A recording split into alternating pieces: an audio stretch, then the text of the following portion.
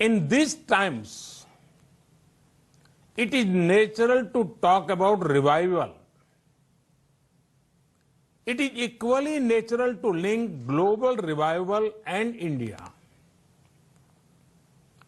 There is faith that the story of global revival will have India playing a leading role. I see this closely linked with two factors. The first is Indian talent. World over, you have seen the contribution of India's talent force. This includes Indian professionals, doctors, nurses, bankers, lawyers, scientists, professors, our hardworking laborers. Who can forget the Indian tech industry and tech professionals? They have been showing the way for decades. India is a powerhouse of a talent that is eager to contribute and ever ready to learn. There is two-way synergy that is greatly beneficial. Friends, the second factor is India's ability to reform and rejuvenate. Indians are natural reformers. History has shown that India has overcome every challenge, be it social or economical.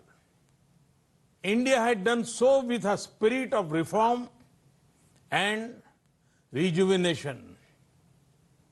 The same spirit continues now.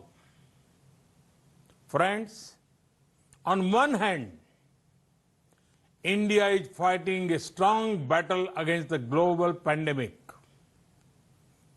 With an increased focus on people's health, we are equally focused on the health of the economy. When India talks of revival, it is revival with care, revival with compassion, revival which is sustainable both for the environment and the economy. We in India belong to the culture where Mother Nature is worshipped by everyone. It is believed in India that the earth is our mother and we are her children. Friends, during the last 6 years, India has made great gains in areas such as total financial inclusion, record housing and infra construction, ease of doing business, bold tax reforms including the GST, rollout of the world's largest healthcare initiative, Ayushman Bharat.